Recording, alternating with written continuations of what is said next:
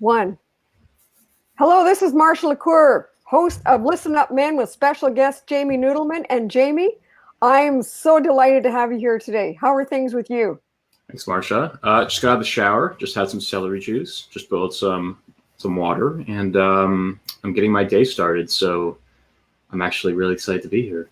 Well, listen, let's just jump right in. Celery juice, that must be connected to the work that you do. Tell us about the work you do, and are you aligned with your passion and purpose? Jumping right in. So the celery juice is actually just tied to the maintenance of health. And one of the things I've been trying to do is really detoxify the system. And a little bit about me on backstory and what I do. I used to be in the health and fitness space, and I consider myself to still be in that realm. But today, right now, I'm actually more so a creator in a different space now, where I'm doing more video and web-based practices for smaller-based businesses, because that's another side of my passion. But the celery juice ties to my maintenance of health, because I noticed the agriculture food is changing dramatically in the world, and I want to make sure my body is keeping up to speed and not falling behind.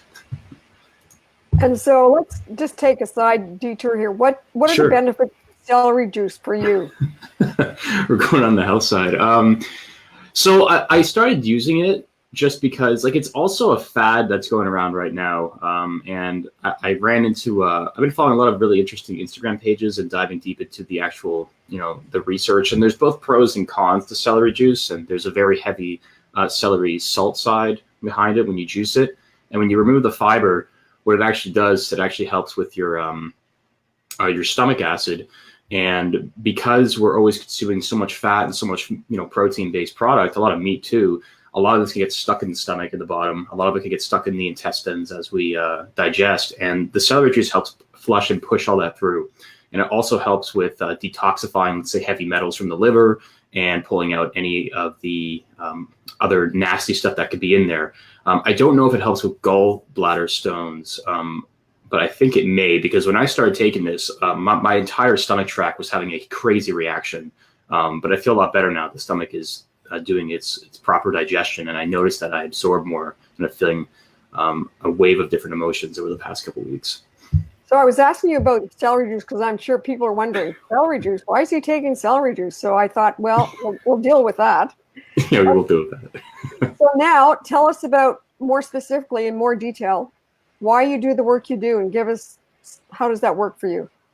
Well, I consider myself a creator, and I was having a conversation last night with a close friend of mine, and this was literally at like 12 o'clock in the morning, funny enough. And late night chats always get the brain thinking, and for me, I find that I can get so much more done at that time. But for me, I like to go to bed at 12:30. So it's an interesting conversation, because I realized he asked me a question like what is it that makes you you? Like, who are you? And I realized, who is Jamie? And I've been kind of going through this whole series of internalizing events where I've been imploding, which would literally be me going more into my heart and trying to analyze why I'm doing what I'm doing. And what I came out with, to keep it really quick, was that I'm a creator. I like creating things, and that's why I create websites. It's why I create story-driven messages, story-driven video. It's why I spend the time to put all my effort into this, because the creation process behind it, looking at brand, looking at visual styling guides, all this stuff, it actually sparks so much interest inside of me. And it makes me smile when someone says, wow, like, you know how to do all this? I have no idea. And it's amazing when I can bring so much to the table for someone, because they're not able to be that creative, and it's not their zone, it's my zone. And it really just sparks that smile inside. So would you say that the work you do then has put you into your zone of genius? I believe it has, but what's also interesting is I do so many other things, because with the celery juice talk, I am in the health space. I do like taking care and maintaining my own health. And there is a lot of knowledge behind on what I do, and it's another side of it, but it's all about creation. It's creating your lifestyle. It's creating your routine. It's creating the passion and fueling it inside you, because that is what drives, especially me. But for many, it falls under the same category, in the same lining. You know what I mean? Now, on a scale of 1 to 10, how much of a priority is your health for you personally? I'd say 10, but 10, I won't use 10, because I don't think in terms of perfection, I don't think it exists. So I'd say like a 9.5. You gotta leave a little bit of a bit of wiggle room. But like I maintain my health. It's obviously the most important thing. But I leave a bit open for experimentation, for looking at different types of, foods, letting loose once in a while, breaking the habit. Because sometimes the same thing over and over again can create stir crazy emotions. But then if you're serious and dedicated, you'll just do it no matter what, and you'll ignore the emotions. So I think a 9.5 out of 10 is where I'm actually at. Now, you made a statement. It's obvious that health is a priority or foundational. Oh, yeah. I interviewed, it's obvious to you. Now, I talked to a lot of men, and I interviewed a number of men, and I would say 90 to 95% of the men admitted one of two things: their health is not a priority, or their health is at the bottom of their priority list. It's so neat because I've phased in and out of that sometimes because like right now I'm actually going through that where I don't train as much as I used to, and I'm actually noticing the effects, and the effects come in without you realizing it, and you start noticing these emotional changes. And for someone my age, I'm turning 27 in a week, so I'm very young. It's neat to notice the shift without actually noticing it. It sounds so contradicting, but I think a lot of men don't. I'd say people, but if it's about men, I think we think we know what we're doing. We think we have it under control, but we don't, because we're not actually prioritizing it. And it's neat to see that so many are not actually making that their number one, because the difference in making everything is in control. And that's the cool thing about it. So we're going to come back to men's health. So let's dive more deeply into your work. So what are 3 current projects you're working on, or what are the most recent 3 projects that you've been working on in terms of creation? Yeah. So right now I'm actually doing this after this. I'm working on building out. I realize I'm good at what I do, and I'm great at creating, but I don't have a process in which, because I like systems and ways to automate. I haven't actually spent the time to put together a system for people to follow themselves, because so many people come to me and they say, I want a website. I want to learn how to do this. I want a video that sells me. And sometimes people just don't want to pay you for your services because it may not be in a budget. It may not be something they can do. And even if that's not even the issue, it's just they may want to learn themselves. So for me, I'm building out how I build websites in a course format. And I'm basically just doing it because I want to. And it's something I've never done, where I've never released a course in my life, and really just a system and back end lessons on how I do it. I'm just turning what my process is into a web course. And then I'm going to repeat the process with video. And then in 2019, I'm actually doing it with health. So that could already be 3 different projects. But if I had to add one more, I'm actually starting the writing process on my actual book. And there's 3 parts to it, because there's so much that I've experienced that I just need to write down. And I need to get these lessons out to the world. So I'd say web/video project, health-based project for a course, which ties into that too, and then an actual book, which has 3 parts. So those are my 3 projects. So these 3 online courses, they'll all be digital, right?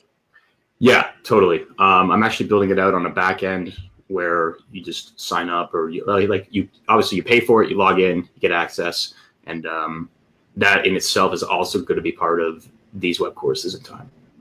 And is it going to be mostly video based?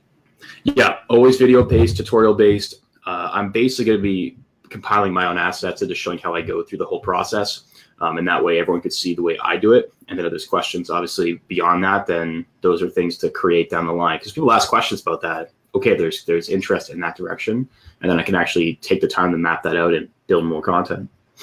So let's come to your video course that you're going to be building out. Mm-hmm. So is that a course where that you will teach people how they can create their own videos? It's funny. I haven't even sat down and thought about that yet. So I can actually go through that right now. And I already know what I would want to talk about. The first thing is it's really just knowing how to get in front of a camera. It's everything. Like, how do you just start? Because some people just don't even think they can use a phone. So you can start with a phone.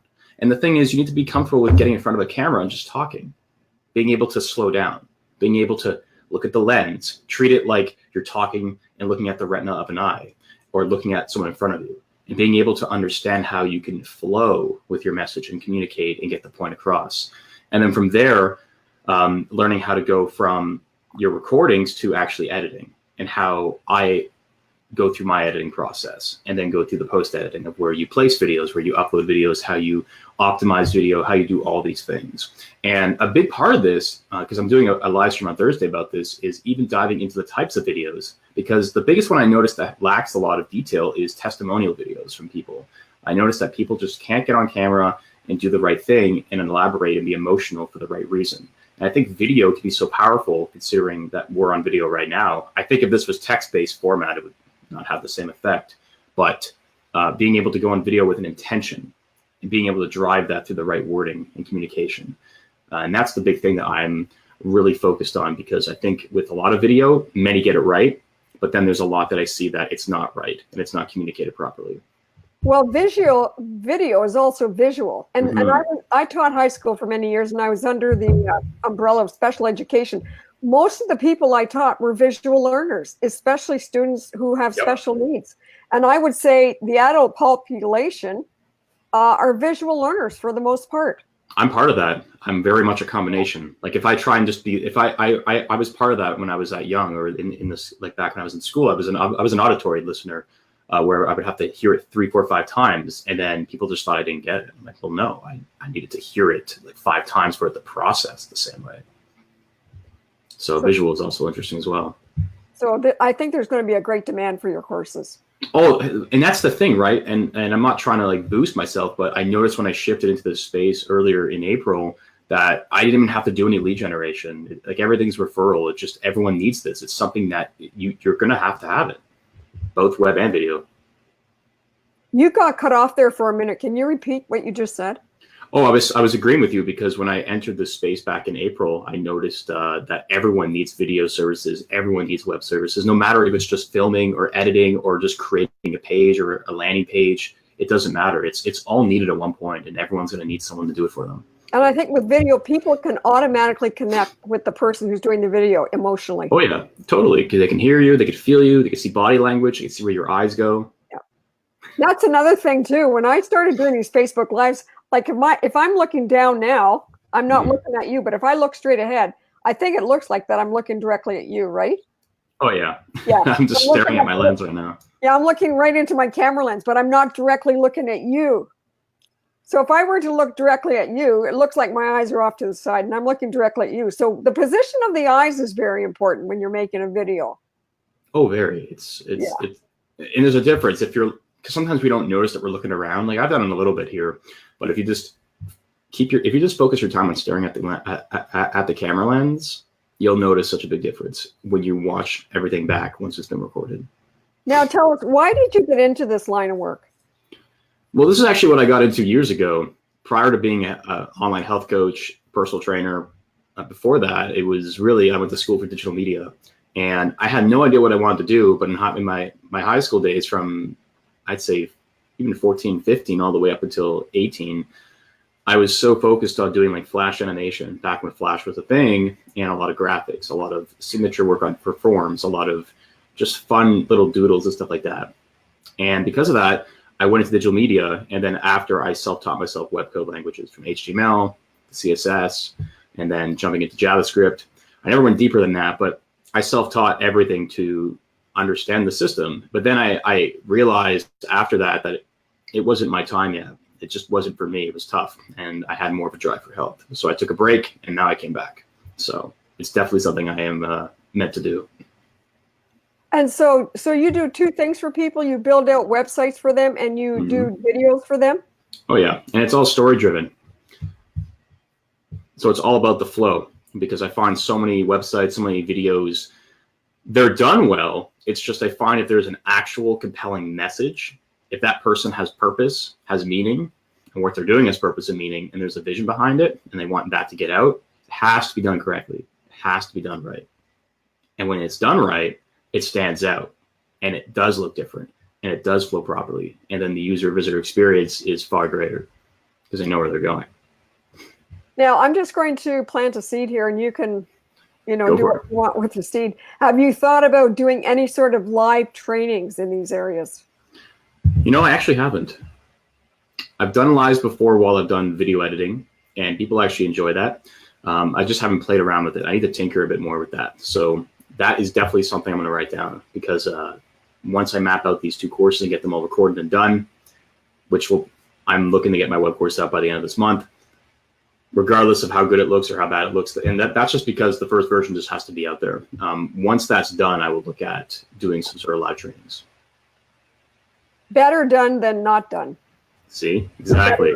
Or better half done than not done. Well, that's what happens. Like we all have these ambitions to create something, and then it's just, whether it's easy or hard, or if it takes time. Some things have longer time durations. We just have to spend so much to get it there. But if we get stuck in the thought process behind it, we're never actually going to act on it until we actually act on it. And that's the funny part. It's pulling the switch.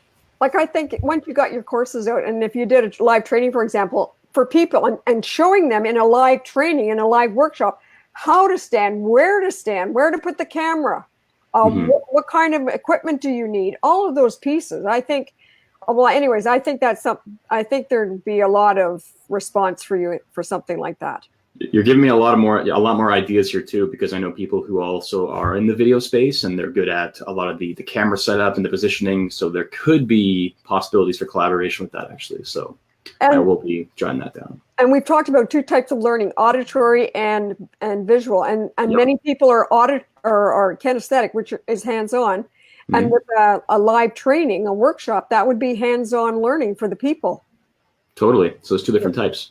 Yeah. So that they walk away with the skills, and then they know they're pumped and they're empowered to know, yeah, I can do this. That's exactly it. And then you could have, with that, I'm just sort of thinking off the top of my head, you could have a private Facebook group for those people that took your courses, and because they're going to come in with questions and like, how do I do this? What Jamie, can you repeat those 3 steps? And then people could collaborate, form joint ventures. I think there's a lot of opportunity there. Oh yeah, totally. And the Facebook group option is actually a good idea, because that's the way of the game right now. There's so many groups out there. It's really popular. I don't know how it's going to be in the next year, because every year the system's changing, the way people do things, the trends. But that's definitely something I thought of too, that once people buy in, like, I'm just focused on the course. Once people get in there and go through it and there's feedback, there's definitely going to be a Facebook group, an actual private community where people can actually go, ask questions, feel more in touch.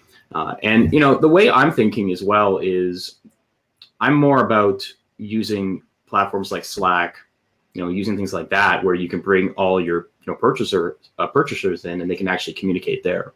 Because in the gaming world, or in other businesses, like I have friends who take like sales training courses, stuff like that, and they use software like Discord, which is for gaming, which is completely out of the blue. It's different, but you can go in there and do voice comms like this, be in a call without video. You can type, you can send images, and you can communicate. So you're basically creating like an actual community that's not even on Facebook. And I think it's better that way, because it's not so flooded, because the Facebook platform is just, there's so much stuff there, and it's a headache sometimes. So there's definitely different avenues to go with the private community. And here's another thing I just thought of. So you've got this private Facebook group. Let's say you have 100 people, they've taken your course, and let's say 2 of them decide they're going to collaborate. So they're going to form a partnership, a joint venture. You can take a piece of that because they're under your branding umbrella. Mm-hmm. Yeah, that definitely works too. So that becomes a win-win-win. I think that's a good business model to think about. Write this down. Yeah, so anyways. Do I get a recording of this live? No, I'm just kidding. Yeah, you will. I'll download it. Yeah. That's what I do too. Like, I could just not hack, but download any live. People think it's hacking. You just download anything. You can just transcribe it, caption it. You could turn it into something else. You can re-upload it to Anchor. So many ways to do that and repurpose content and all that stuff. Now tell us about Anchor. I've heard Benjamin speak about Anchor. What is Anchor? So Anchor is a platform service where you can literally start a podcast. You can record on the platform. You can upload on the platform. You can use other sorts of recording software outside of that, externally, like third party, meaning you don't have to use Anchor to record, but you can bring all of your podcasts in there. You can upload an RSS feed from a different platform that hosts a podcast. So usually when you, let's say you sign up for an iTunes podcast or want to post there, or on, let's say, Spotify or Google, all these different platforms that take your podcasts in, they require an RSS feed. So what you would do is you would go to services like, I don't remember all of them. I used to use Libsyn, I think that's how you say it, which is you pay X amount a month to get a certain amount of space to upload, like 250 megs a month to upload, and you can actually upload your podcast, and you can put all the details there. So through the RSS feed, it can just push it out to iTunes or other platforms. But what Anchor does differently is it actually automates the system for you, or the process, I mean. So for me, I upload to Anchor, and it's already applied for all these different platforms like Spotify, Google, iTunes, all these things. And it just pushes your podcast there every time you upload. And you don't have to do a thing. And so many people aren't using it yet because they're so caught up in using Podbean or this or that, or which, I mean, there's better services, but it makes it so easy to repurpose your content without you even being there. Well, people probably don't know about it. And my other question is, would it be like Hootsuite? Remind me, Hootsuite's for like social media posting? Right. I haven't used Hootsuite ever, actually. I use Buffer from time to time. Okay, well, it's like Buffer then, because Buffer just sends it out to social exactly. media. Yeah, you could. I don't know if you can like schedule it, but I believe you can just it'll automatically send it to all the platforms you choose to post your podcast on and apply for it. Yeah, including Anchor too. Okay, so let's jump into health. So I'd said earlier that men don't pay attention to their health. What do you think are some health challenges that men face from your perspective? I think a lot of men think they have it together, and they might, but then when they don't have it together, they still think they have it together. And I think the biggest issue, whether it's men or women, but I think in men, we think we can fix everything. And honestly, coming from me, a man who phases throughout the waves of masculinity and feminine based thinking. And again, that comes with the subjective conversation on that. But honestly, we have to take ownership, but we have to also be open to allowing others to come in and guide us. I mean, there's many people in my life that are both male and female who give me their opinions because I just don't know the answers to health. And sometimes I have to outsource it. Sometimes you have to pay somebody for answers. And I've learned that it's also about trial and error, experimentation, celery juice. Yeah, sure, I follow a bunch of people who do it, but I have to actually feel it out. I have to experiment a routine with it. Sometimes when you read about all of this health-based news in the world, you'll have to take a step back and analyze, well, how does it actually work with me? And what does my body do specifically? Because my body is different than their body, because everybody's different genetically. And there's so many different things out there that will determine how we respond to a certain food or food group. But for men, it's interesting because men, I think we can detach on a more emotional scale. And I find a lot of us can either suppress or repress emotions. I think we can all do that. But I've noticed that I've done that from time to time where I just take a step back and just go hardcore and just grind it out. But that creates an addictive pattern. And I think it's easier just to be more intuitive instead and just know that I'm trying my best. Every day is just the next step, and that I'm going to do what I can today to get the result I need, because that's part of the puzzle. It's that 1% that adds up, because you can't get there in one day. It's 1% a day. And so when you're doing it, when you're looking at what is the next step, then that means you're in the moment. Yeah. And I think being present is very key. And this is such a big topic. I've been listening to The Power of Now like every day almost for the last week. And it's been crazy for me because you listen to it or you read a book like that where Eckhart Tolle will talk about being present, and then, you kind of forget after a couple months that you're not being present, and you think you are, but you're just getting caught up in all these waves of emotions. But when you're present while doing this, you realize, cool, I'm doing this right now. This is what I have to do.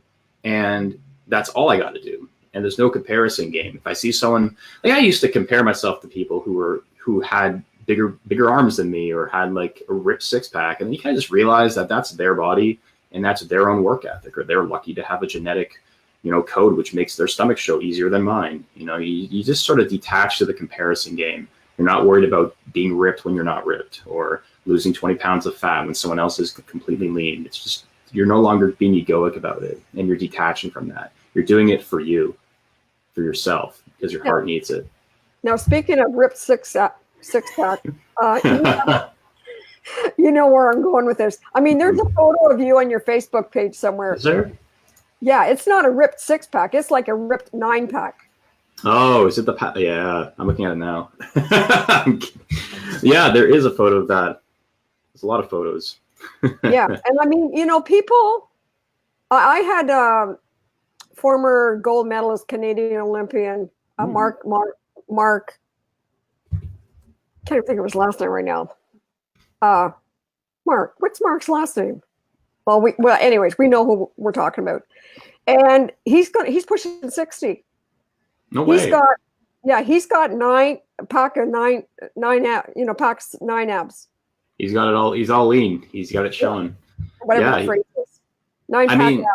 I mean, like the sooner you like, if you're like, I don't know, I'm not sure who your audience is. I mean, it could be young, middle aged. Excuse me. Celery juice is hitting me.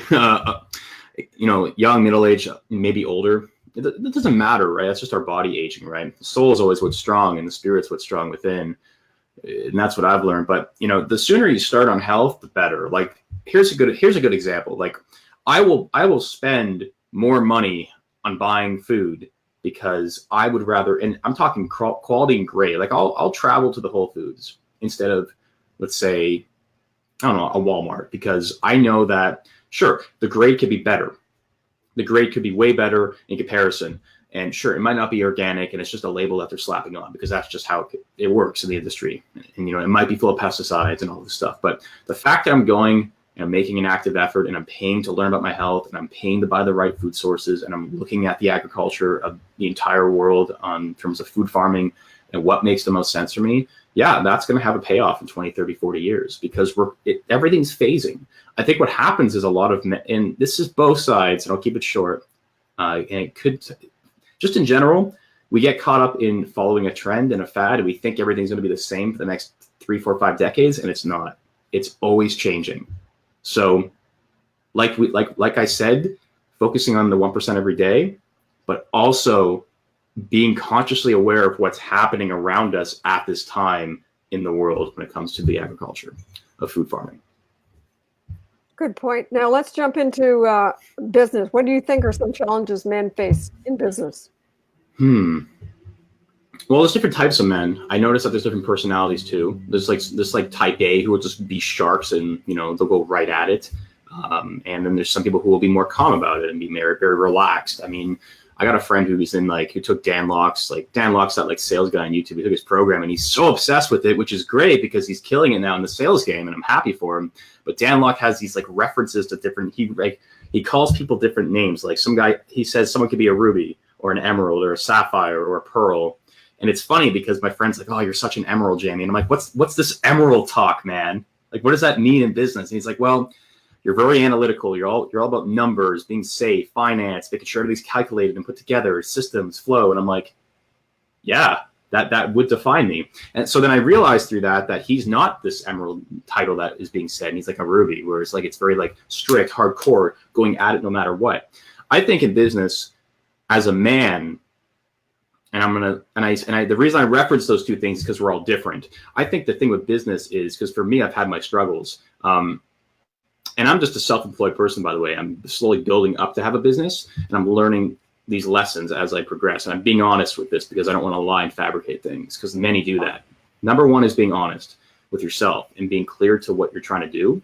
And that's the big part. It's having a clear vision, and it's spending time to analyze that vision until it looks to what you're actually wanting to do. The second thing is, again, patience. Like with health, it's an everyday thing. You're not going to have a business making $100,000 in a week. You could if you have the right network. You could if you have the right market. If you're doing coaching, great. You can literally do that if you have the right people in your network and you can attract sales. But you're going to have the right resources. The third thing is have money in the bank. I'm going to tie it to that. Have money in the bank. A lot of people go into business and they slap credit card after credit card after credit card, creating debt. And in entrepreneurship / business, that can happen because we literally don't have the funds. We don't have the money. And this has happened to me where you fall in line with debts and you owe money. And it can completely destroy your mindset and your day if you let money rule you. So it's important to make sure that you have capital because you need capital. Don't go investing in masterminds. Don't go spending money you don't have. Don't go putting things on 3 credit cards because you can make it fit. Make sure your money's in the bank and have something there so you can have a reserve. So when you need to spend it, you can spend it. And this has happened with countless clients of mine. This has happened with many individuals, such as myself, where we'll spend more than we have. And sure, that can help. But with the type of mindset I have, it doesn't work because it does create fear and it does create these doubtful situations where you can't see clearly. So the last point is having a mentor and someone above you who can guide you when these things happen. And that's the most important part. Now that's important. That's interesting that you're talking about, don't just have money in the bank. I know a woman. Yep. She's on Facebook. She's a very highly successful, I'm going to call her a relationship strategist or relationship coach. Mm-hmm. and she works with high-end women and high-end men globally. And she says quite openly that she will now, for 2019, she will pay herself now for 12 months between January and December and put that money in the bank for her salary. Mm-hmm. So that when January 1st comes, the money's there for her. Does that mean that the money was not there like previously or prior? Or does that mean that there was just no system or flow? Like I'm not sure. Like she generates high revenue monthly. Mm-hmm. So she's doing so well now that she can go ahead and just have that money in the bank comfortably. It's not based on fear. It's just based on a mindset of affluence. The money is there. And now I'm going to just have that money in the bank and let it and invest it and let it grow. And that's important because what happens is we get so used to these patterns in our spending habits and the way we look at, like if we have certain credit cards that are all paid off, and then it's like, well, I have a reason to go spend more money now. It's like, well, hold on a second. Do you have to spend money? It's also being strategic. So I like that because she's taking a step back, seeing and looking at her finances, which I think everyone in business has to do, by the way. Know your budget, know your numbers. I have friends who don't even know how much money they make a month and how much they spend.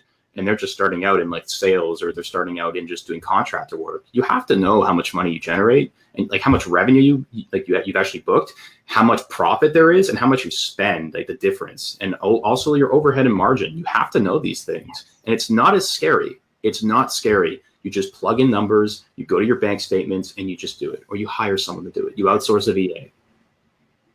I do it personally because I like to know, and it's fun, and it takes like 30 minutes. But if you don't have time and you're really busy, depending on the industry, with what I do, I've made the time available. You know what I mean? Like some days I don't start for 3 hours after I wake up. I do for me. But if you don't have time, well, you might have to outsource, find someone else to do it, pay them 15, 20, 30 an hour, pay 4 or 5 hours a month. So I found somebody who's now my accountant after all that. I'll do the tracking. Dang. And then I'll just give him the stuff and he can figure out all my income tax. So yes, that's also important. Yeah, if you're in business, getting an accountant, I have one too. Yeah. And, like I do all my paperwork stuff because it's not that hard. And then because especially in this industry, everything's online. There's barely any paper, just gas receipts, but and maybe dinners. But other than that, everything's online. Gather that, run it through him, done, and then it's just automated. And so finally, what are a couple of powerful tips that you can leave for men today?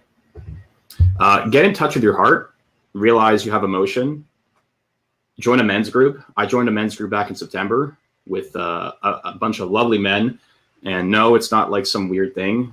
It's not like AA or anything. We literally meet up and we talk about our feelings, our emotions, and what we need to do to reverse that. We had men come in who have been near suicidal, have tried suicide, or who have like certain charges against them that aren't like real, and it's just all these things that are happening, and it's created such a growth mindset for me because I'm so vulnerable, and I'm able to take my power back by being able to see what I want and where I want.